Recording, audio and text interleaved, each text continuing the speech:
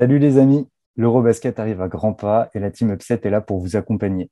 On a décidé de vous parler de quelques équipes à suivre et aujourd'hui, on va vous parler de l'Italie. Let's go! Beer basket.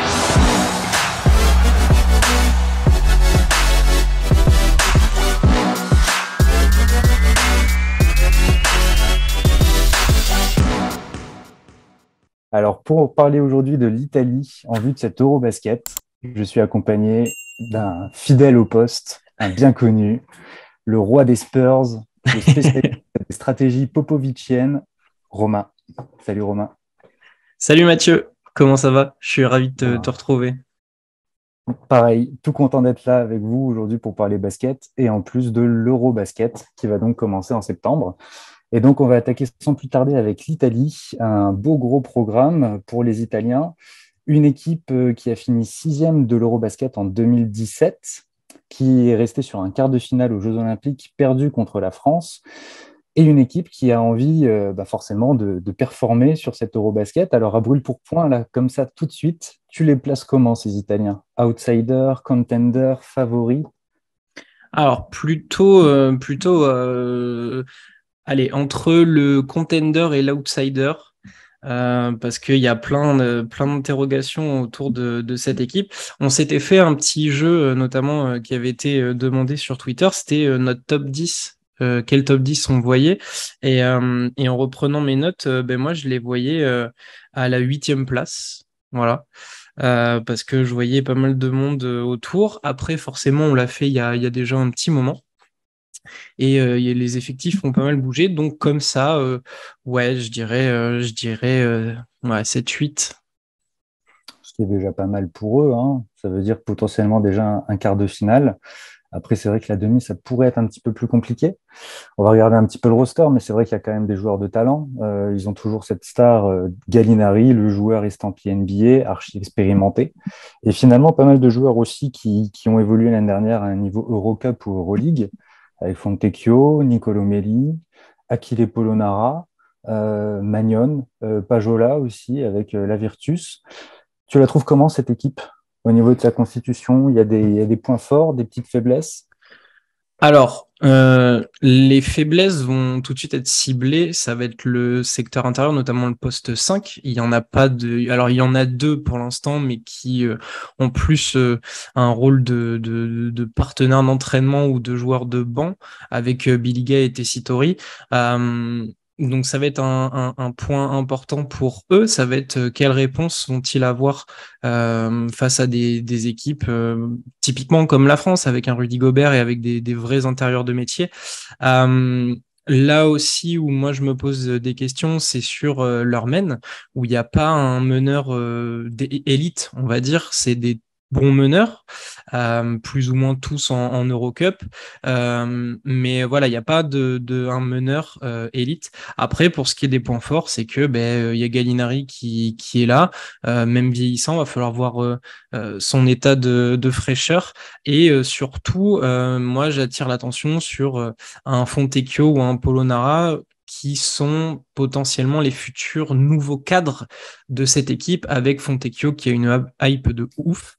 Donc voilà, et forcément, on va les attendre, que ce soit tous ceux que j'ai cités, plus du Della Valle ou du Datome sur ben, euh, le shooting. Voilà, ils vont être là-dessus. Ça va être un point important à surveiller, ça aussi. Ouais, et je crois que tu as plutôt bien résumé les choses. Concernant ce point faible sur le poste 5, on les a vus notamment face à la France en préparation, débuter leurs 5 majeurs avec un Polonara qui du coup se décalait sur le poste 5. Et il n'est pas improbable d'avoir des associations entre Meli, Polonara et Gallinari, où il y en a toujours deux sur le terrain pendant qu'un souffle, afin d'avoir un secteur intérieur un peu talentueux, on va dire, sans vouloir faire un jeu à Biliga ou Tessitori, mais avoir un maximum de chances de leur côté. Euh, une équipe qui, a priori, comme tu le disais, va aussi beaucoup reposer sur son adresse, sur du shoot, beaucoup de shoot. Est-ce que tu penses aujourd'hui que dans un contexte de compétition intense, dense et courte comme l'Eurobasket, une équipe qui pratique comme ça le run and gun, avec un jeu très spontané en attaque, peut réussir à aller loin? Est-ce que ça peut être un pari payant? Loin, je sais pas. Ils vont avoir l'avantage de mémoire au premier tour d'évoluer à domicile, donc ils vont faire le plein de confiance, ils vont avoir les salles avec eux, donc on sait toujours que cette petite grinta et ce supplément d'âme permet aux joueurs de voir le cercle un peu plus grand que d'habitude. Mais après, ces joueurs, va falloir qu'ils défendent aussi. Il y a beaucoup de profils tournés vers l'attaque, mais il va falloir qu'ils défendent. Et après des défenses intenses. Alors, j'ai pas forcément regardé leur préparation, mais selon leur défense, s'ils perdent de l'énergie, eh ben l'attaque va en payer le prix.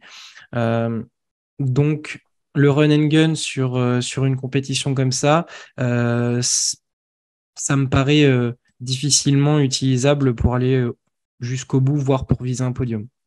Parce que ça veut dire Ok. que sur une dizaine de matchs, il faut que ton adresse ne descende jamais et que tu n'aies pas un soir sans. Et notamment quand vont arriver les tours à élimination directe, si tu passes à travers, c'est foutu. C'est sûr que c'est un pari risqué. Je me posais d'ailleurs la question de l'absence d'un Daniel Hackett, qui déjà là, au niveau de la défense, aurait peut-être pu donner le ton et apporter un petit supplément d'âme. Et puis ben, ce poste 5, il va peut-être leur manquer un petit peu de taille, un genre de gros Golgoth au sol, Ah capable bah de prendre clairement, la clairement. raquette. Et ça risque de leur coûter cher. Maintenant, on peut se poser aussi la question, comment dire, de l'état de forme un petit peu des stars, notamment d'un Gallinari. Est-ce que Gallinari il peut nous sortir une grosse compétition, porter l'équipe, et puis est-ce qu'il peut y avoir une dynamique positive qui s'installe dans ce groupe? Alors, c'est possible, mais je sais pas toi, mais de mémoire, quand est-ce que Gallinari a fait une énorme compétition? C'est le C'est une problème. génération italienne, Gallinari, Bellinelli, tout ça, c'est des mecs ultra talentueux individuellement, mais j'ai l'impression qu'ils n'ont pas réussi à marquer la sélection de leur empreinte. D'où mon introduction en disant que Fontecchio et Polonara étaient les nouveaux futurs cadres. Euh, Gallinari va faire ce qu'il sait faire. On sait qu'il va marquer des points. On sait que c'est un cadre fuyant. On va l'attendre là où il a toujours été. Euh, mais est-ce qu'il va avoir les épaules pour être le leader ultime pour les mener très loin? Ça me semble très compliqué parce que, comme je te dis, j'ai rarement en mémoire une grosse compétition de l'Italie avec un Gallinari à fond. Déjà qu'il faut passer entre les gouttes des saisons NBA, des blessures, etc. Et en plus, quand ils ont tous été là à certains moments, ben, l'Italie n'était pas forcément une équipe très collective. Là, il y a eu un regain de, on va dire, d'un côté sexy avec les JO où ils nous ont régalé. À voir, voilà, mais j'en doute. Ok, très bien. Est-ce que tu aurais un petit joueur à suivre, à recommander sur la compétition, quelqu'un qui pourrait être intéressant, porter un petit peu cette équipe? Alors, soit un joueur un peu surprise que tu sens vraiment comme capable de faire de belles choses, ou une star, un joueur en tout cas qui aura une importance dans ce groupe. Alors, s'il y avait une petite surprise, personnellement, j'ai hâte de voir Della Valle. Il avait fait une grosse saison en Italie. Il me semble même qu'il a été MVP avec Brescia. Il a failli partir, il a prolongé. Donc, j'ai envie de voir ce garçon qui a beaucoup de talent, voir qu'est-ce qu'il peut faire. Est-ce qu'il peut tirer son épingle du jeu sur un poste 2 où il y a de la place? Mais moi, forcément, le joueur à suivre, ça va être Simone Fontecchio.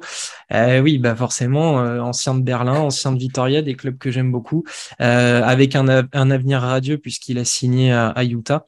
Donc c'est le joueur que je vais forcément suivre parce que clairement pour moi c'est lui le futur gros joueur de l'Italie dans les années à venir. Ouais, je te rejoins sur le joueur, effectivement, Fontecchio, futur gros joueur, et peut-être aussi celui qui cristallise un petit peu le mieux le style de cette équipe italienne, avec une vraie capacité à shooter, du vrai tir. Ce que j'ai vu un petit peu de cette équipe italienne aussi, et là-dessus il peut faire du bien, c'est cette capacité à aller chercher aussi un peu de jeu au poste. C'est l'un des rares à le faire dans une équipe où, en gros, les 5 joueurs se placent derrière la ligne à 3 points et attendent le moment pour dégainer. Et puis, il a cette capacité aussi d'être ultra mobile dans le jeu sans ballon. Et ça, c'est forcément un vrai plus. Là où l'Italie peut, alors ça sera peut-être vérifiable sur d'autres équipes, mais quand on fait le compte, il y a quand même une dizaine de joueurs qui avaient participé au JO déjà, et il y en a 11 qui étaient de l'aventure sur les derniers matchs de qualif qui ont eu lieu ouais, au début juillet, il me semble, ou fin juillet. Ils étaient 11 sur la fenêtre internationale de juillet, donc est-ce que ça permet une continuité qui va leur donner un socle pour faire une bonne compétition. Peut-être, mais ça peut jouer en tout cas cette expérience ensemble. Ouais. Bon, on a pu voir quelques images, notamment sur le banc avec l'entraîneur Pozzecco. On sent qu'ils sont assez unis, assez solidaires entre eux, et c'est sûr que ça sera un vrai plus. Bon, après, je te cache pas que je suis un peu triste que Beninelli ne soit pas de la partie, parce que Ouais. bon, Pourtant, compétition finale, il a l'air très chaud pour la reprise Euroleague, mais c'est clair. Bon, il se préserve pour le reste de la saison. Faut voir ça comme ça. T'as autre chose à dire sur l'Italie? non, bah, ça me paraît bon. Bon, bah parfait. En tout cas, les gars, c'était un plaisir de parler d'Italie. Et puis maintenant, il n'y a plus qu'à suivre. Bon Eurobasket.